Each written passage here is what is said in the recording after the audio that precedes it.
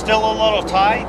It's got several more hours. We're going to go for probably, I'd say, four or 5 more hours on it. But it's looking good. It's got a great color.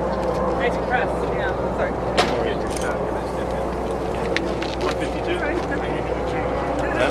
What's your target temperature, Chris?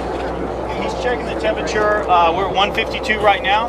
We're going to go up to about 170 degrees, and then we're going to actually wrap it. There are a couple different ways to do it. You can go bareback the whole time, pull it off, cut it up.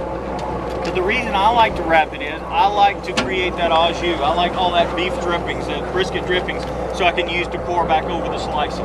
Okay? You can go traditional and leave it on there the entire time. If you do that, I like to bring it up to 185, 190 degrees. Sometimes in competition, I'll get up as high as 200 degrees. Reason being, in competition, I'm only concerned about one portion of that brisket. I want it perfect. I want it right off the cooker perfect. Okay? If I'm feeding the masses, you want to go to lower temperature because you want to hold it for a little bit longer and you want the whole brisket to be perfect. Okay? The longer you cook it, the more it falls apart, basically. Okay? But I like to wrap it at about, and basically I'm looking at the color. If the color's right at 165 degrees, I'll wrap it then. If the color's right at 175 degrees, I'll wrap it then. But I want a nice bark all over there. I want that beautiful caramelized brown bark on it before I even think about wrapping it. And then what's the minimum time after you wrap it that you won't touch it? It's probably going to stay on for another couple of hours.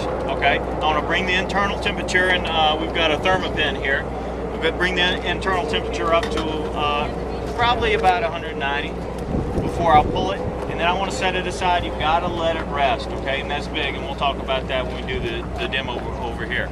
You've got to let the brisket rest. I like to let mine rest at least an hour before I even think about pulling it out and cutting it up. What that does, it gives the time for the internal juices within the big piece of meat to redistribute, okay? If I take that right off, I cut it, the juices are going to pour out and it's going to dry out. Okay, let it rest. Let those internal juices settle. Let them redistribute. That way you cut it open, the moisture is going to stay in it. Okay, that's very, very important, especially when you're cooking big cuts of meat. Hey Chris, are you adding more flavor to the foil when you wrap it, or are you just letting the natural flavor of the meat do its job? Good question. A lot of people, when they wrap, they'll add, put all kinds of stuff in there. If I'm going to add anything, it's just going to be beef broth. It's what? Okay, it's just going to be beef broth. All right. A lot of people put sweeteners and all kind of stuff in there. I want that deep brisket beef flavor. Okay. I'll add, a lot of times I'll just add water, because the water in there for a couple hours with that brisket is going to create a really intense au jus. Okay. Water, beef broth at the most. That's about all I do. You say you let the brisket roast. Does that only go for brisket?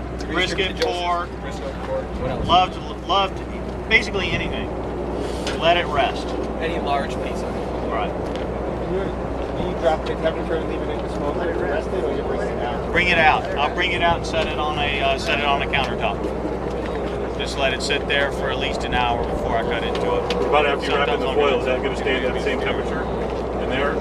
Or it's wrapped and then no more heat after you wrap the brisket? After I wrap, I go back into here. Just the same temperature? Okay, right. Same temperature. From then I just want to bring the internal up to about perfect. And it's going to be different on the briskets. It's a feel thing too. Some briskets are spot on at 185. Some take, 190 to get done. In competition, like I said, I'll pull it up to, close to 200 because I'm just worried about a small amount of interest. Okay? Also, if you'll notice these, we're going to demo over here a flat today. And that is basically just half the brisket. We've got whole briskets in here. I think we've got a flat in here as well. Hey, do we have a flat in here? What? No, we just put the flats on. These just went on right here. And that is flat. That is half the brisket. If you'll notice how thick these are right here, the flat is half the brisket. You've got the point, which is the fattier side, and you want to think of it as two different cuts of meat. And you've got to almost treat them like two different cuts of meat. The flat is really lean, okay? The point, or the hump, really fatty. Okay? Typically, When I pull my brisket off, when it's totally ready, I'll set it aside. Hour later, I'll separate the two muscles. And I'll actually go back on with my point, the fatty part, to sort of caramelize and char some of that fat, render some of that fat until it's perfect. It'll generally take a little bit longer than the flat to get done. You make burn ends out of the point? Absolutely. The question was, do I make burn ends out of the point? That's yes. Traditionally, burn ends were anything left over on the cutting board after you cut everything. All the char and loose stuff, you know, that was burn ends. But people like burn ends so much that we started creating more burn ends out of the fatty point. When we put it back on, a lot of times I would go on that cooker over there. I'd go directly over the coals and I would char it, really char it up, and let it finish cooking. Then pull it off and cut those up in cubes and serve those as burn ends. Okay, so we got briskets that probably about another hour or so we'll be wrapping. Probably right in the middle of lunch we'll be wrapping. So those are just about ready.